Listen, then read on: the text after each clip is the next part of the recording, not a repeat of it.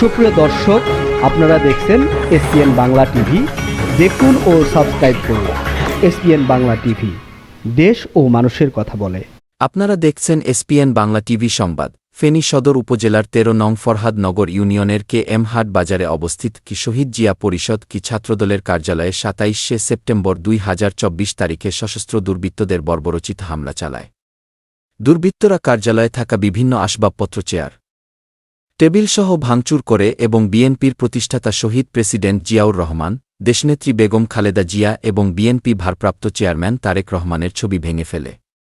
এ ঘটনায় স্থানীয় এলাকাবাসীর মধ্যে আতঙ্ক ছড়িয়ে পড়ে।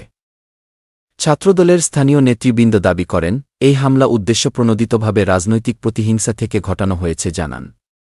তারা এ ঘটনাকে গণতান্ত্রিক প্রক্রিয়ায় আঘাত এবং বিরোধী রাজনৈতিক শক্তিকে দমন করার এক নিদর্শন বলে মনে করেন। হামলার পরে ঘটনাস্থলে ভাঙচুরের আলামত দেখা গেছে, যা এলাকা জুড়ে ক্ষোভের জন্ম দিয়েছে।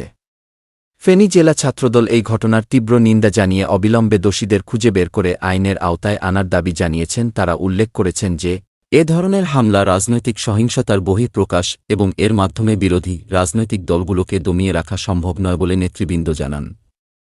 এসপিএন বাংলা টিভি দেখুন, লাইক করুন, শেয়ার করুন, সাবস্ক্রাইব করুন, আমাদের সঙ্গে থাকুন। সাংবাদিক আজিজুল হক মিন্টুর প্রতিবেদন দেখুন। পরিচালনায় সাংবাদিক আজিজুল হক মিন্টু।